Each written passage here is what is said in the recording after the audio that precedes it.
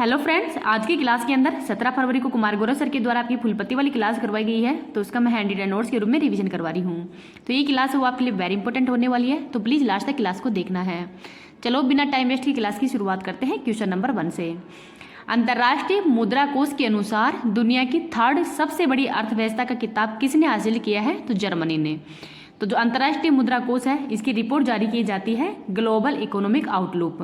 तो इसके अनुसार ही जीडीपी में पहला स्थान यूएसए का है, सेकंड चाइना का, थर्ड जर्मनी का है और फोर्थ जापान का है। तो जर्मनी ने जापान को पछाड़कर थर्ड स्थान है वो हासिल किया है। तो अब थर्ड स्थान पर जर्मनी है, इसको भी याद रख लीजिएगा। जर्मनी की राजधानी बर्लिन है और हिटलर है, इसकी बुक कौन सी है? तो मीन कोफ है, ये हिटलर की बुक है। आपातकाल के अंदर मौलिक अधिकारों पर क्या प्रभाव पड़ेगा? तो ये वाइमर संविधान से लिया गया है। अनुच्छेद 20 व 21 है, इसका कभी भी निलंबन नहीं होता है आपातकाल के समय। आगे है आईएमएफ की स्थापना 1944 के अंदर ही ब्रेटन वुड्स सम्मेलन के अंदर ही किया गया था, आईएमएफ और विश्व बैंक का, और इन दोनों को जुड़वा बहन भी कहा जाता है। हेडक्वार्टर वाशिंगटन डीसी में है। आईएमएफ में सदस्य देश 190 है और नवीनतम देश है एंडोरा।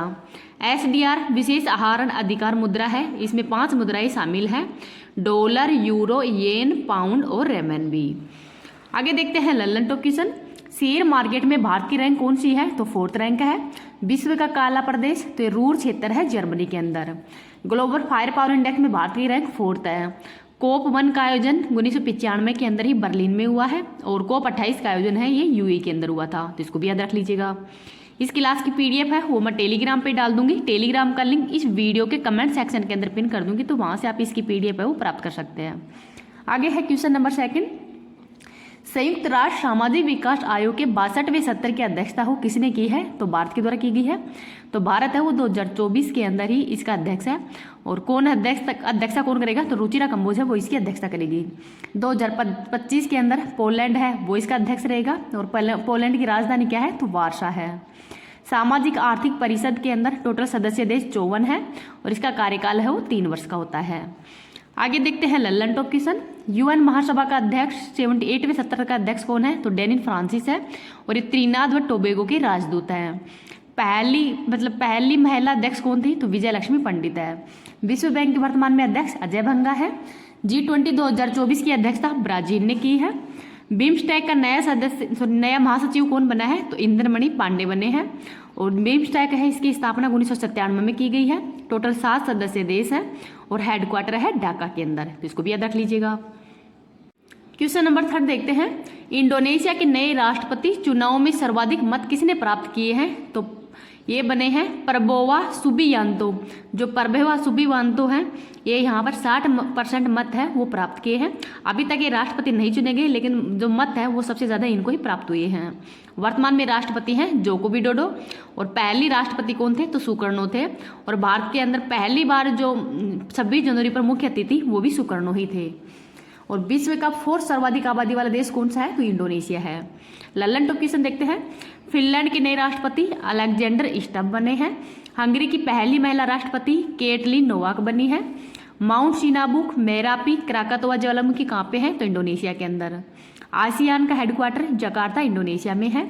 इंडोनेशिया की नई राजधानी नूसंतारा है और वर्तमान राजधानी कौन सी है? तो जकार्ता है और नई राजधानी नूसंतारा है, तो इसको भी याद रख लीजिएगा।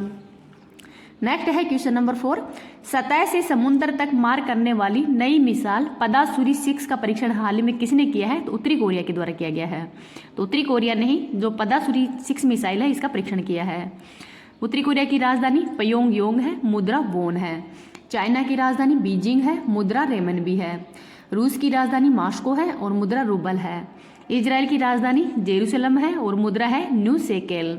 यूक्रेन की मुद्रा रिबिनिया है, तो रिबिनिया है ये यूक्रेन की मुद्रा है। वियतनाम की मुद्रा डोंग है। नेक्स्ट है लल्लन टॉप क्वेश्चन।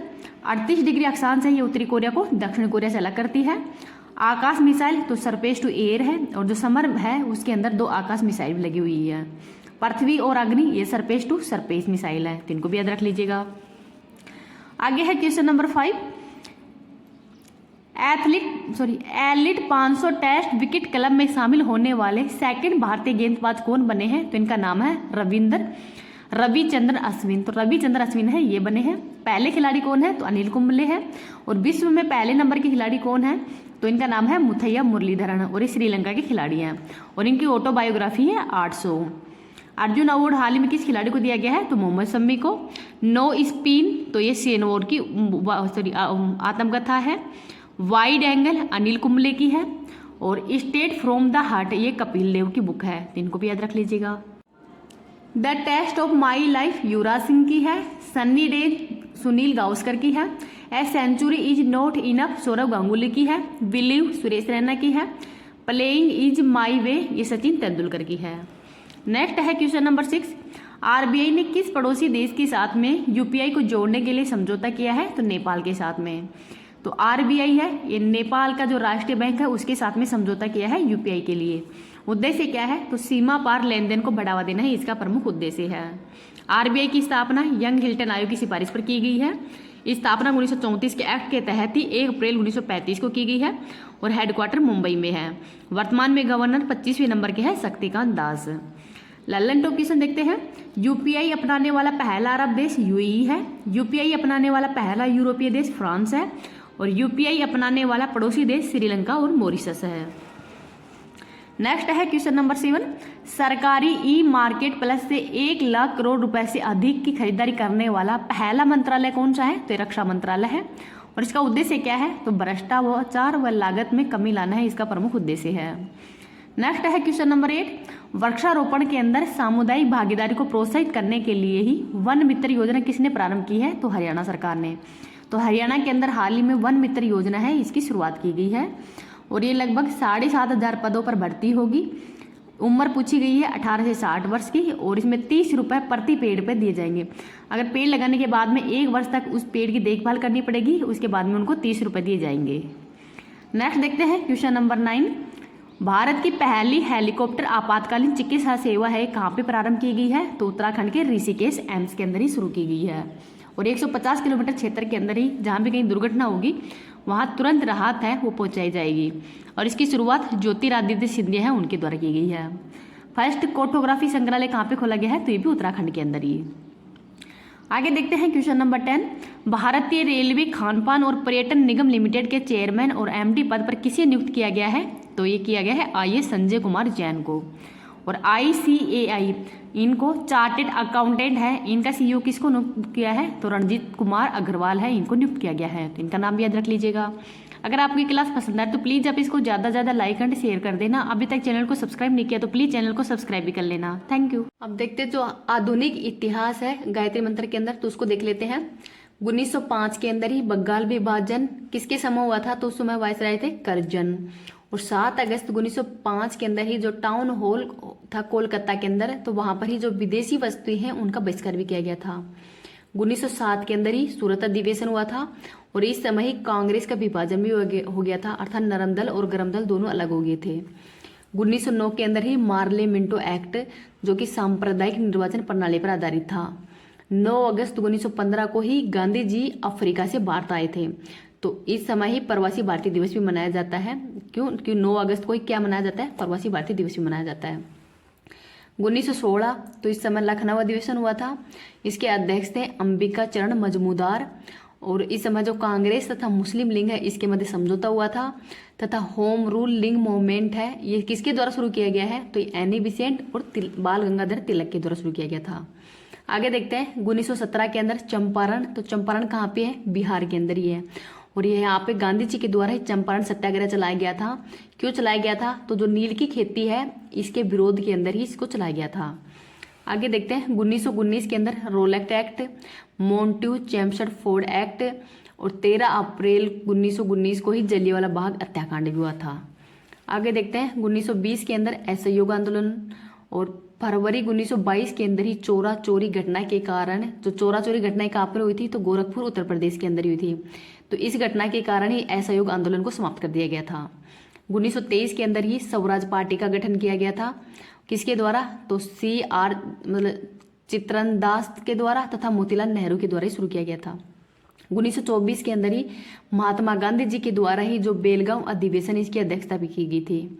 1925 के अंदर ही कानपुर अधिवेशन हुआ था और इसकी अध्यक्षता करने वाली एकमात्र भारतीय महिला अध्यक्ष बनी थी। इसका नाम है सरोजिनी नायडू। तो इनके द्वारा इसकी अध्यक्षता की गई थी। और पहली कांग्रेस की महिला अध्यक्ष कौन बनी थी? तो उनका नाम है एनी बेसेंट। नेक्स्ट और देखते हैं। 9 अगस्त 1925 को काकोरी ट्रेन डकैती हुई थी और ये किसके द्वारा की गई है? तो भगत सिंह, राम प्रसाद बिस्मिल और राजेंद्र लाहेड़ी के द्वारा ही। 1927 के अंदर, तो 1927 में ही साइमन कमीशन का गठन किया गया था। 1928 के अंदर नेहरू रिपोर्ट पेश की गई थी। 1929 के अंदर ही लाहौर अधिवेशन हुआ था और इसकी अध्यक्षता की गई थी जवाहरलाल नेहरू के द्वारा ही। और इस समय ही जवाहरलाल नेहरू के द्वारा पूर्ण स्वराज की मांग भी की गई थी। 1930 के अंदर, तो 1930 में 12 मार्च से 6 अप्रैल तक की दांडी यात्रा शुरू की गई थी। ये साबरमती आश्रम से दांडी तक ही। और सभी ने अवज्ञा आंदोलन भी इस समय शुरू हुआ था। 5 अगस्त 1931 को ही गांधी और इरविन के मध्य समझौता हुआ था। 23 मार्च 1931 को ही भगत सिंह, राजगुरु तथा सुखदेव को फांसी की सजा दी गई थी। और कराची अधिवेशन ये भी 1931 के अंदर हुआ था और इसकी अध्यक्षता सरदार वल्लभ भाई पटेल जी के द्वारा की गई थी। आगे देखते हैं। 1932 के अंदर ही यरवदा जेल के अंदर पूना पैक्ट हुआ था गांधी जी और अंबेडकर जी के मध्य ही। 1940 के अंदर अगस्त प्रस्ताव पेश किया गया था। 9 अगस्त 1942 को ही भारत छोड़ो आंदोलन शुरू किया गया था। किसके द्वारा? तो गांधी जी के द्वारा ही। और इस आंदोलन के अंदर ही गांधी जी के द्वारा करो या मरो का नारा भी दिया गया था। मार्च 1946 के अंदर ही कैबिनेट मिशन आया था भारत के अंदर ही। 9 अगस्त 1946 को ही संविधान सभा की पहली बैठक का आयोजन किया गया था। और 13 दिसंबर 1946 को ही उद्देश्य प्रस्ताव जवाहरलाल नेहरू जी के द्वारा पेश किया गया था। 3 जून 1947 को माउंटबेटन घोषणा और 18 जुलाई 1947 को ही स्वतंत्रता अधिनियम लागू किया गया था। और 26 नवंबर 1949 को ही संविधान बनकर तैयार हो गया था तथा 26 जनवरी 1950 को ही संविधान को लागू भी कर दिया गया था। तो ये इंपॉर्टेंट डेट है इनके, मतलब जो आधुनिक इतिहास से संबंधित वेरी इंपॉर्टेंट है, इनको थोड़ा याद रख लेना।